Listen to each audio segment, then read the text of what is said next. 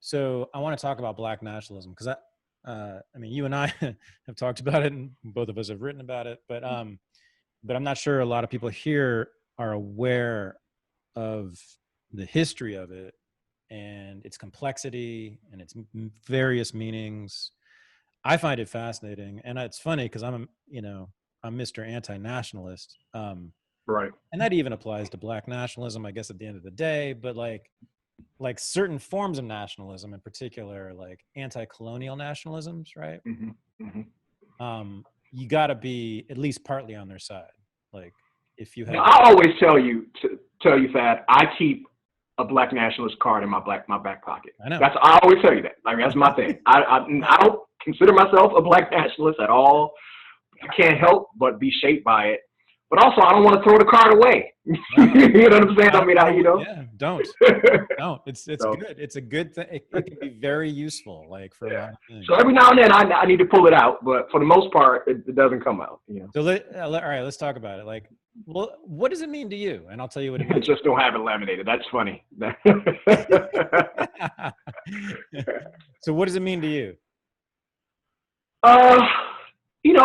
Black nationalism on a very, very basic level is just simply self-determination for Black people in the United States of America. That is a very kind of Malcolm X definition, you know.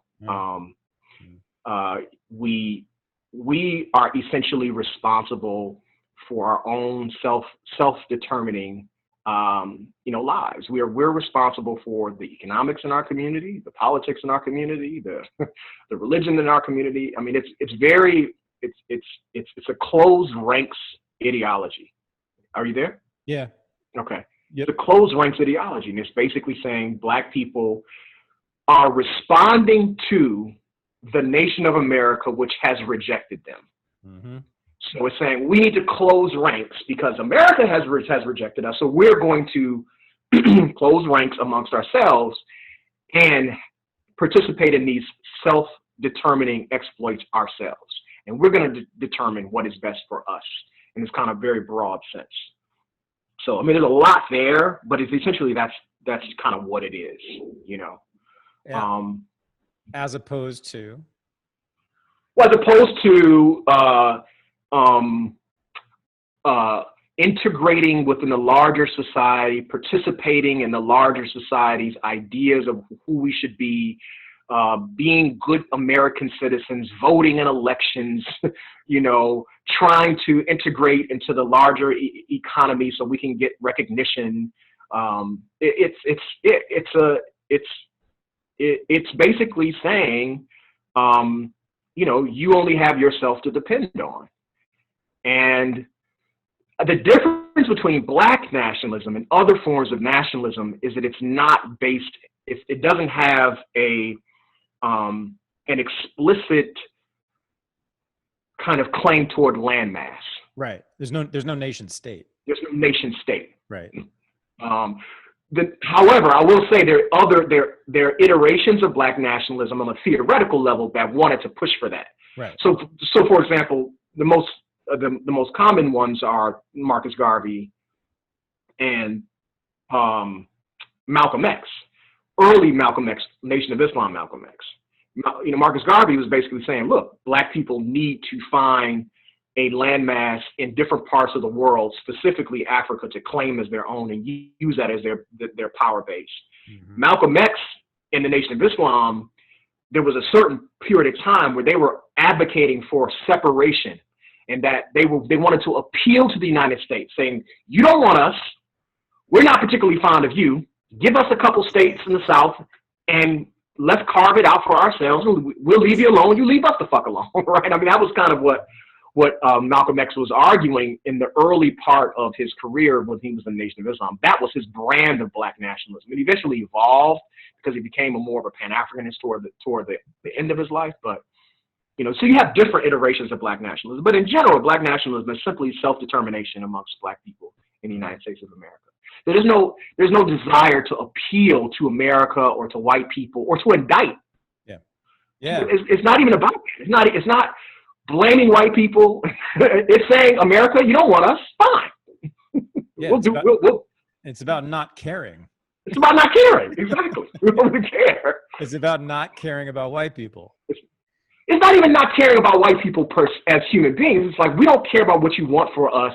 Yeah, right. We don't care about, we're not interested in appealing to you, to your conscience. Like the civil rights movement was an appeal. Right. It was an appeal to America to recognize the humanity of Black people, to include Black people in the larger American enterprise. Black nationalism, okay, all right, whatever. We don't really care about all that, you know? Yeah. So it's Black nationalism is anti-integrationist, it's anti-assimilationist, and it refuses to ever think about Black people, or at least nationalists refuse to think about themselves ever as victims. Yeah, absolutely. Because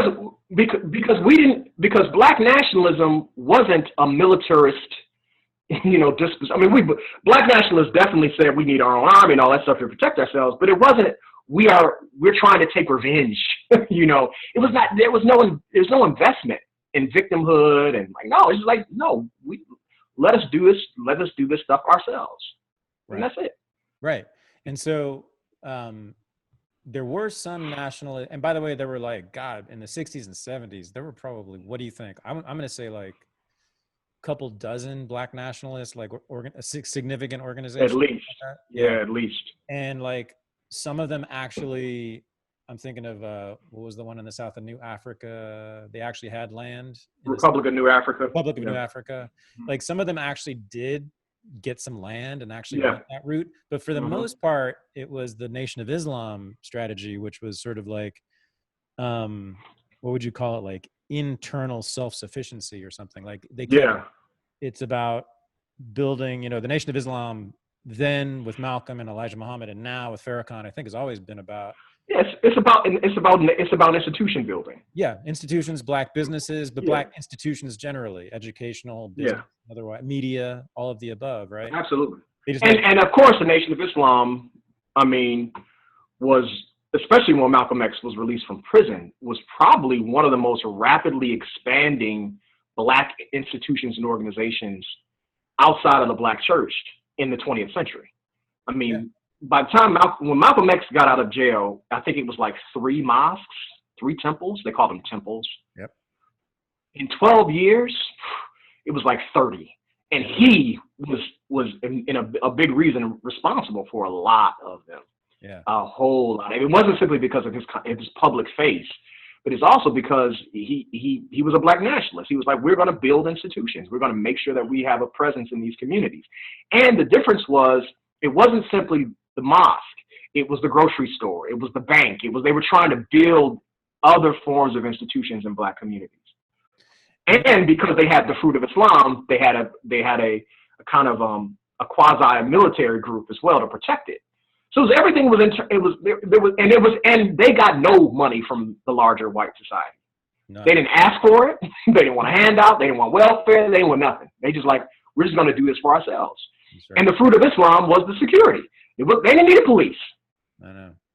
you know, I'm thinking back on, like, man, did like the Republican Party fuck up badly? Like they could have. Oh God, yeah. Right? They could have. I know exactly where you're going with this. They could have gotten a lot. I mean, you're kind of seeing it now a little bit with like some Black love for Trump, right? And I'm thinking of like, the Hoteps love Trump, and it's like that alliance. That could have been made in the 1960s between the Nation of Islam and the American right wing. Well, and here's the thing about Black nationalism that people don't talk about a lot. It is conservative. Super conservative. Hugely conservative. It is not, I mean, there's some forms of radicalism in it, but it's not anti-capitalist, it's not anti-education, it's not look, I mean, the most radical thing that Black nationalists probably did not advocate was voting. That was the most radical. But what I'm saying, if you want to say it was radical, that was it. I was going to say it sure as hell wasn't feminist either. Oh, absolutely not. Oh gosh, no. God, no. I think, the reason I'm assuming, I don't know, the Republican, like your typical white Republican in 1962 or whatever, the problem for them with Black nationalists, I would think, is just the rhetoric about how America is the Satan, you know, the great Satan and all that stuff, right? So it's like they just don't respect, or they disrespect. I mean, I'm from the Republicans' point of view, like probably just disrespecting the country's legacy or some shit like that. But like, I mean, and here's the thing, like that wasn't even something new. I mean, there was a whole bunch of white groups, you know, who were saying that. I can't give the Nation of Islam, you know, that for indicting America's institutions. I mean, hell, Eugene Debs did that. I mean, you know what I'm saying? I mean, there's a whole bunch of folks before the Nation of Islam in the latter part of the 19th and 20th century who were like, nah, this is, you know, this project is fragile. This project, no. But the Nation of Islam and other forms of Black organizations were definitely conservative. They were about building their own nation state within very strict and narrow rules. You know, puritanical as hell. Very puritanical. As puritanical as any Christian conservative ever. Yeah, I mean, Michael Eric Dyson in his book Race Rules, I think it was Race Rules. He calls the Nation of Islam their belief Black moral puritanism. He actually uses that term to describe it. That's a very good way to describe it. If you're watching this on YouTube and you'd like to participate in RU Live sessions or just watch them live, become a member of Renegade University by going to renegadeuniversity.com. Once you're a member, you'll also be able to watch the entire RU Live sessions on our website at renegadeuniversity.com. So go there, become a member at any level, and we'll see you there.